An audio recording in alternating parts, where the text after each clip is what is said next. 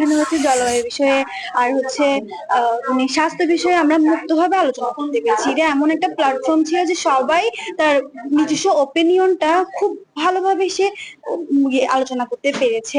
আর পাশাপাশি আমরা যে নারীদের স্যানিটাইজেশন ব্যবস্থা, জলবায়ু ব্যবস্থা, তারপরে স্বাস্থ্য বিষয়ক যে কথাগুলো আছে, নারীদের নিরাপত্তা বিষয়ক যে কথাগুলো আছে, সবাই আমরা তাদের নিজস্ব ওপিনিয়ন গুলো খুব সুন্দরভাবে আলোচনা করতে পেরেছি।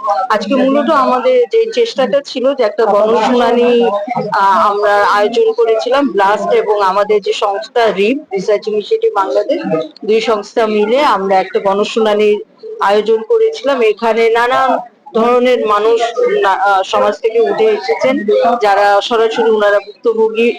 নির্দিষ্ট করে যদি বলি তাহলে স্বাস্থ্য খাতে উনাদের যে ভুক্তভোগী হয়েছেন উনারা, যে সেটা নিয়ে উনারা আলাপ করেছেন, এবং জলবায়ু পরিবর্তনের কারণে উনারা যে ভুক্তভোগী হয়েছেন এবং জলবায়ু পরিবর্তনের কারণে উনারা যে নানান ধরনের সমাজের সমস্যা ফেস করে সেগুলো নিয়ে মূলত উনারা আলাপ করেছেন। এখানে আসলে আমরা চেষ্টা করেছি এই শুনানির মাধ্যমে যে সেবা প্রদানকারী সংস্থা যারা আছে এবং সেবা গ্রহণকারী জনগণ, তাদের মধ্যে যেন একটা আদান প্রদান হয়। তো এখানে যুব যুব উন্নয়ন অধিদপ্তর থেকে এসেছিলেন এবং শিক্ষা কর্মকর্তা ছিলেন। তো আমরা এটার একটা মেমোরেন্ডাম রেডি করে আমরা প্রত্যেকের অফিসে গিয়ে দেখা করে এই মেমোরেন্ডামটা আমরা হ্যান্ড ওভার করবো ওনাদেরকে।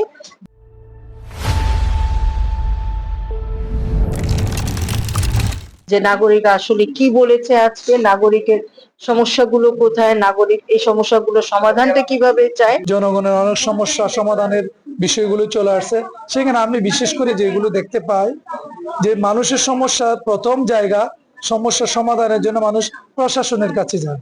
যে প্রশাসন বলতে বিশেষ করে পুলিশ, এখন আরো প্রশাসন বাড়ানো হয়েছে, সেনাবাহিনী, তাহলে ওদের কাছে যখন মানুষ যায়, যদি পুলিশ মনে করে এটা কগনিজেবল অফেন্স, মানে আমলযোগ্য অপরাধ, সাথে সাথে অ্যাকশন নেওয়ার মতো পরিবেশ আছে, তাহলে এই অ্যাকশন নেওয়ার জন্য পুলিশকে কি করতে হবে, কাজ করতে হবে, সাথে সাথে ওই বিষয়ে ওনাকে দায়িত্ব নিতে হবে যে হ্যাঁ এটা আমি দেখতেছি, করে নিতে হবে। এটাতে টাইমিং করলে সেটা হিতে একটা বিপরীত হবে, এটা একটা আরো বড় ধরনের প্রবলেম তৈরি হতে পারে। এটা হচ্ছে প্রশাসনের কাজ। প্রশাসন যদি সচেতন হয়, মানুষের সমস্যাগুলো 50% কমে যাবে।